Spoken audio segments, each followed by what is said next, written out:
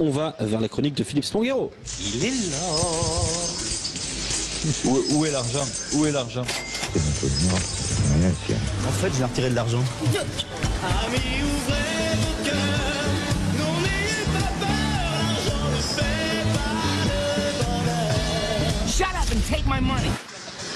Avec le sujet du soir, l'argent fait-il toujours autant gagner? Le modèle des mécènes est-il toujours autant efficace dans le rugby professionnel? On se pose la question, est-ce qu'il est en train de muter? On se rend compte que à Toulon, Montpellier, Paris, Racing, construire intelligemment une équipe est sûrement bien plus efficace que de construire un coup de liasse de billets. Et Montpellier l'a compris, Toulon l'a compris, le Stade Français est en train de le comprendre aussi. On a la sensation, Philippe Spanghero, avec l'interview du Dr Wild, le président du Stade Français Paris, cette semaine auprès du Figaro et de l'équipe aussi. Est-ce qu'on est en train de changer peut-être de façon de réussir dans le rugby professionnel? On ne sait pas réellement encore le dire, puisque ces clubs-là, il y a des réflexions qui nous amènent à penser qu'il y aura un changement de stratégie, mais pour l'instant, ils n'ont pas vraiment gagné. Pour revenir à ce que tu disais, est-ce que les mécènes gagnent moins? La vraie question qu'on pourrait se poser, c'est est-ce que les grands mécènes ont déjà vraiment gagné? Parce que en réalité, on assimile beaucoup Mourad Boudjelal à ses premiers mécènes. Il l'a été, c'est vrai, mais le rugby a évolué tellement vite que les sommes d'argent en jeu sont plus du tout les mêmes, et que Mourad Boudjelal a été un mécène au sens propre du terme. Mais en réalité, il a toujours été très raisonnable avec ses budgets, et finalement, il injectait pas des millions et des millions par an dans son club, parce qu'il a été très vite performant, et la performance sportive amenait des recettes qui faisaient que il n'avait pas des sommes astronomiques à y remettre tous les ans. Et c'est vrai que... Ouais, mais Lorenzetti, il a gagné quand même un titre de champion avec le Racing. Jackie Lorenzetti a gagné un titre de champion, il a bien figuré souvent et il a buté sur la dernière match en Coupe d'Europe. Mais Jackie Lorenzetti, il a gagné à un moment où il a fait venir Laurent Labitte et Laurent Travers, qui avaient gagné avec Castres, dans une approche qui n'était pas une approche de grande star, tournée vers le collectif. Et je crois que le point essentiel, c'est ça. Et la difficulté avec ces grands mécènes, et je le dis assez simplement, c'est la capacité à avoir l'humilité de tenir compte d'un environnement qu'ils maîtrisent pas. Et ça, c'est difficile pour eux, parce que quand on voit ces réussites industrielles qui sont honnêtement exceptionnelles, quand on voit le parcours de ces personnalités-là, qui ont réussi un peu tout ce qu'ils ont touché finalement, avec beaucoup de travail, etc. Ils ont mérité tout ce qu'ils ont. Mais quand ils arrivent dans le rugby, ils veulent un peu appliquer les mêmes méthodes et penser que eux vont réussir, contrairement à d'autres avant eux qui ont échoué. Et ils se trompent. Et quand on voit aujourd'hui, il y a quelques jours, l'interview du docteur Wild, elle est intéressante parce que on sent vraiment, pour la première fois, il a injecté 100 millions au Stade Français.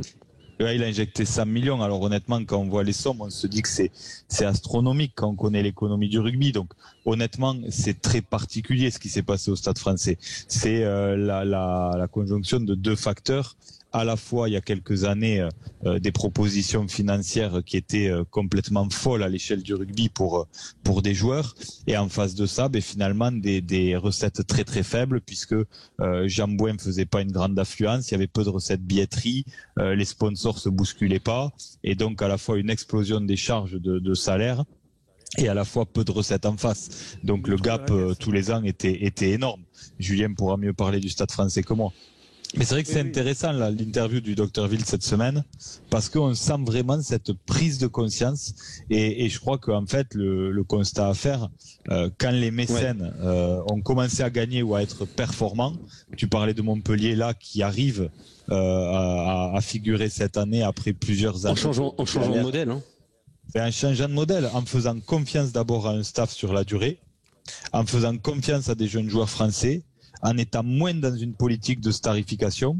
Et les mécènes qui ont gagné, tu parlais de Jackie Lorenzetti, encore une fois, il a gagné au moment où Laurent Labitte et Laurent Travers sont arrivés, et où il avait arrêté les folies de coups de com' avec des grandes stars payées une fortune. Enfin, quand il gagne, il y a quand même Dan Carter sur le terrain. Non mais d'accord, mais Dan Carter, ça s'inscrivait dans une stratégie sportive. C'était pas un coup de com.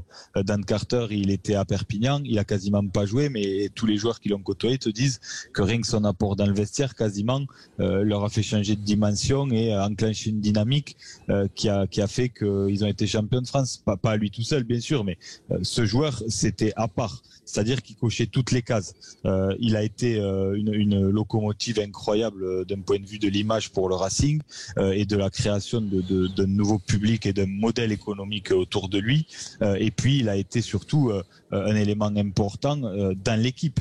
C'était cohérent ce recrutement, contrairement à des recrutements qu'on a vus dans les autres clubs détenus par les grands mécènes justement. Carter, quand il est passé son passage à l'USAP.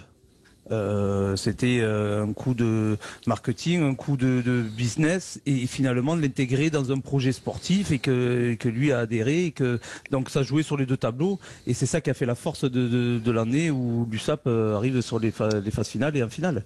C'est tout l'intérêt. C'est aussi que les meilleurs exemples, c'est Carter et c'est Wilkinson à Toulon. C'est des grandes réussites. Paris. Voilà. Mais à la fois, c'est des joueurs, quand on regarde ça rétrospectivement, qui ont renforcé le collectif. Et le problème, c'est que en rugby particulièrement, si tu crées pas une histoire, c'est très particulier. Pour le Stade Français en particulier, c'est très dur parce que il faut à la fois essayer d'écrire une nouvelle histoire et de pas vivre complètement dans l'ombre de Max Guazzini et de ses équipes et de ses joueurs qui ont fait l'histoire du Stade Français. Mais malgré tout, le Stade Français a toujours gagné. Julien peut en parler mieux que moi puisqu'il a gagné avec eux en 2015 parce qu'il y avait des histoires humaines particulières. Voilà. Et malgré tout, c'est toujours ça la vérité. Et ces mécènes doivent comprendre que pour constituer des groupes et pour écrire une aventure humaine, il faut du temps. Et c'est oui, pas mais... dans leur code de part. Oui, mais est-ce que du coup ça donne pas, ça va pas rebuter des mécènes qui seraient là pour mettre de l'argent dans des clubs de rugby, à se dire bon moi si je viens mettre de l'argent, 3-4 ans c'est le minimum pour commencer à gagner, alors qu'ils veulent peut-être un retour sur investissement plus rapide. Je pense au fonds d'investissement, mais aussi aux gros mécènes. Non, au départ pour moi, les mécènes que j'ai côtoyés dans le rugby, ils arrivent quand même avec des visions moyen terme. Ils se disent pas qu'ils vont y rester 2 ans. Ils réfléchissent toujours à 4 ou 5 ans. Et ils se disent qu'ils sont capables de gagner en 4 ou 5 ans. Ce qui sur le papier est le cas. Honnêtement, aujourd'hui, assez factuellement, pour créer une équipe comme on l'a voulu exactement, entre le temps de laisser passer les fins de contrat de joueurs qu'on n'a pas choisis, etc., c'est 3 ans. 3 ans pour constituer vraiment un projet tel qu'on le veut à 100%. Donc, ils se projettent tous sur ces durées-là.